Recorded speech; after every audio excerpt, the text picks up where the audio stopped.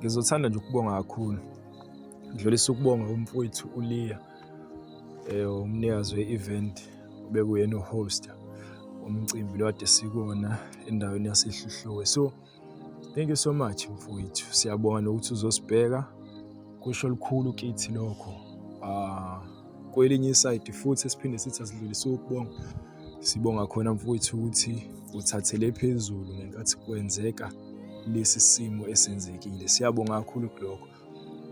Bese sibonga inkosi yami kuMnini wamandla onke ekuthenini akukho okubi kangako okuvelele igenge le engisebenzisana nayo. So umonakalo ube khona. Ayinokuthi abantu baney'nkolelo ey'ngafani, khona onenkolelo yokuthi we are just doing i-content because abantu bane-mentality engafani.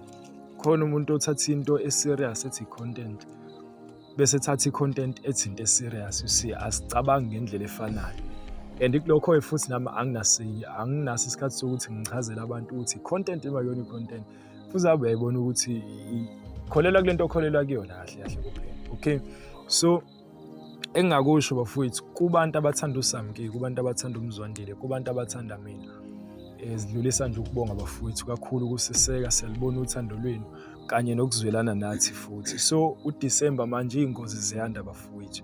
Akekho umuntu ongavedane esuke ezodlala okanye enze umdlalo ngokulimala noma ngento ethi esazi kahle ukuthi kahle kahle iyayithatha imiphefumulo yabantu, yabo. So asikwazi ukudlala ngaleyo nto because we know ukuthi leyo nto iba ngumkhokha ngisho nasekhaya.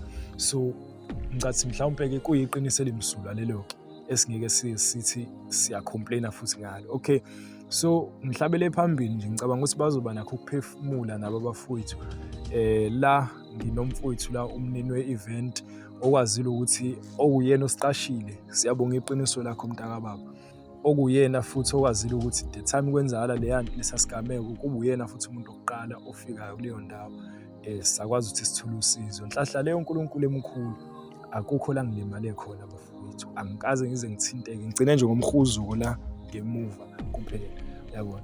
But nje thank you so much kuMdali, ngiyabonga Mnini wamandla onke. Angibongeli-ke mina ngedwa, ngibongela nabafowethu esibe nabo kwi-car accident. Umuntu-ke osasesimeni esibucayi umshayeli, udriver.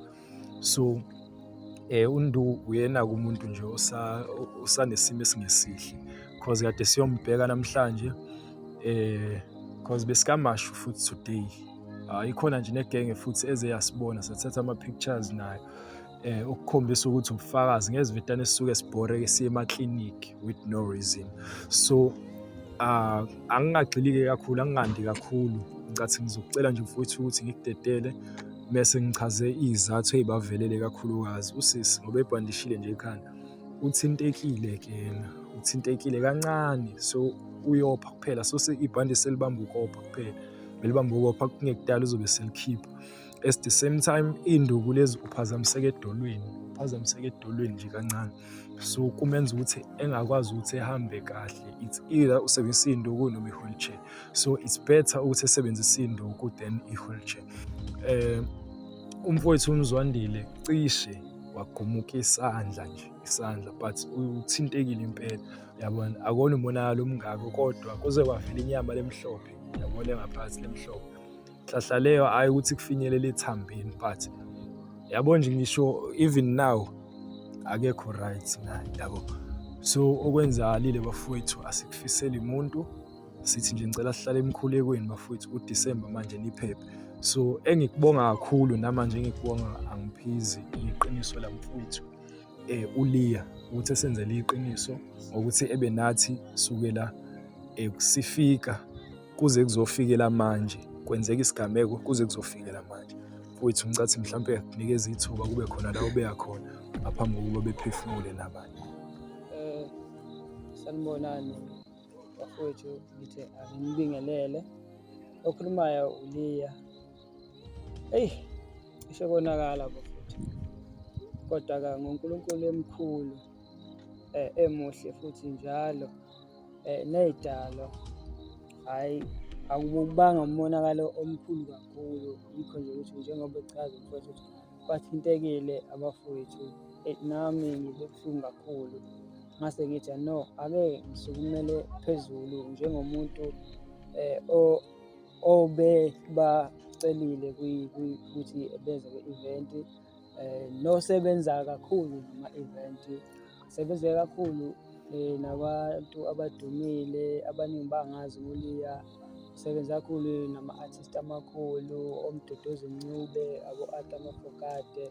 So ngithe ukuthi igama lami ngizokwazi ukuthi ingathiwa hawu umuntu owayenze i-event kodwa ekugcineni wagcina wangayingena. So ngithi sibonge uNkulunkulu bafowethu, sibonge futhi ney'dalwa zethu. Cha bafowethu, ngibonga kakhulu ukuthi anilimalanga kangangokuthi kuze kuphume umphefumulo. Sibonga uNkulunkulu kakhulu bafowethu. Ngiyabonga. Siyabonga kakhulu. Makhulu lamazwi bafowethu kakhulu, and siyabonga futhi nemkhuleko yenu bafowethu. Ngibonile abanye beze bebhala imkhuleko kuma-comments. Lokho-ke kuyasigqugquzela, kusinikeza nomdlandla wokuthi cha, uthando liyaphila. Bakhona abantu abanobuntu. Ngicathi mhlawumbe ngizonikeza umfowethu umzwa kube khona la beya khona, bese ngidedela uSamki naye ebeke. Uma kuthi khona la afisa ukubonga khona ebonge futhi. Ngicela ukunikeza ithuba mfowethu. Mina bafethu engingakusho ukuthi bonge nje umfowethu uLiya ukuthi usenzelile iqiniso kahle kahle. Mase sinxepezelela ubafo lati sishayelela.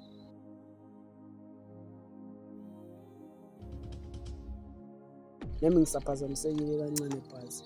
Singarecover kahle kahle bhasi-ke silimalile khona, hhayi kakhulu because nami ngiyakwazi ukuyihambela. Abanye ede bengibona bebuza bengizwa ulimele lo bhasi bafethu ngilimele. Just ibhandishi lifihlekile. Yabo akusenazi ukuthi ngihambe ngishofa.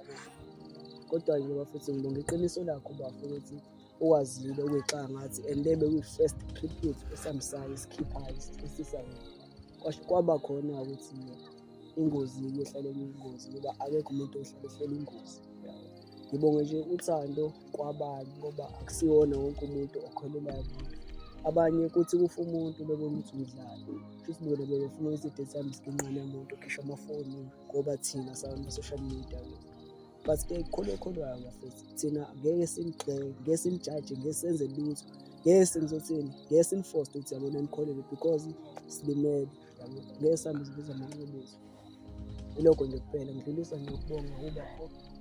Mase ngiqinisela nje ukuthi ubafo naye lo sesibhedlela abe cause naye besisiza kakhulu. Ilokho nje kuphela.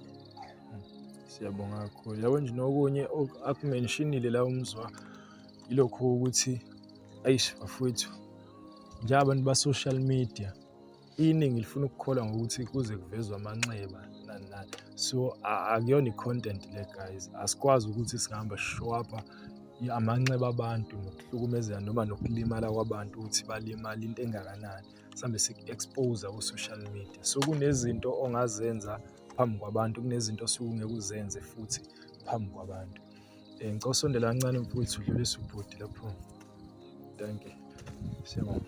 So ileyo nto ngicabanga ukuthi ngingadedela usisi uSamki uma kuthi khona la afuna ukubeka khona ebeke naye.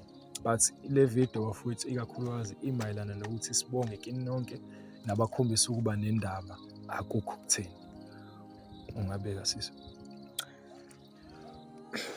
Angazi kahle ngathini, but ngibonga iqiniso lakho ukuthi ukwazile ukuthi uzosibheka ukuthi sibe njani njengoba kade usibizile kwi-event yakho.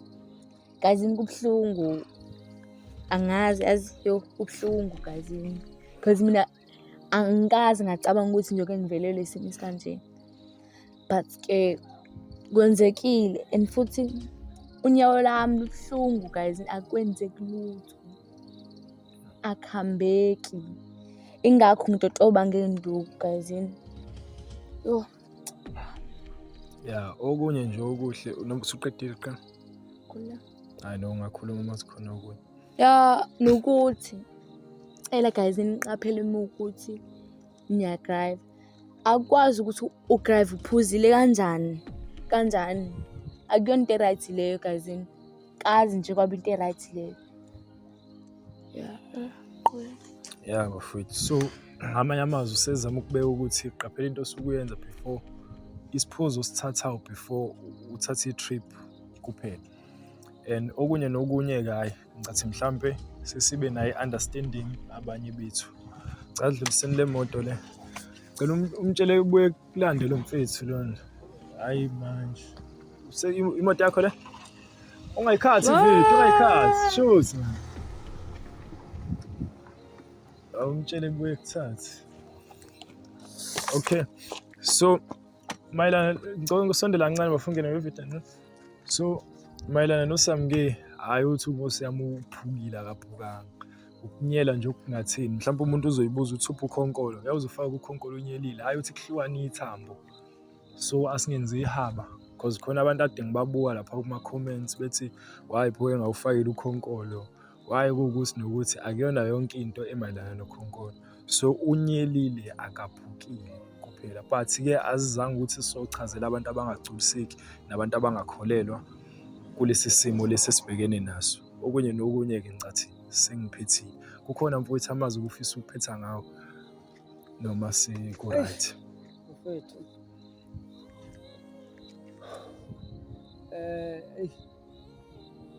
Noma kukhona noma umoya wami uthe ukuthi ungaphatheki kahle. Mfethu. Akukhulumeki. Kuningi. Akukhulumeki ngoba nalo sesibhedlela naye.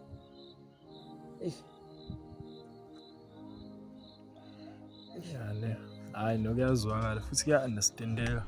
Sonke sibuhlungu bafowethu. And sizomenzela iqiniso till ekwazi ukuthi ephume sibe naye nimbone naye ukuthi umuntu kanjani. Mhlawumbe ngaba khona afisa ukubeka kodwa adlulisa ukubonga. Cameraman siyabonga kakhulu mfowethu. Thank you.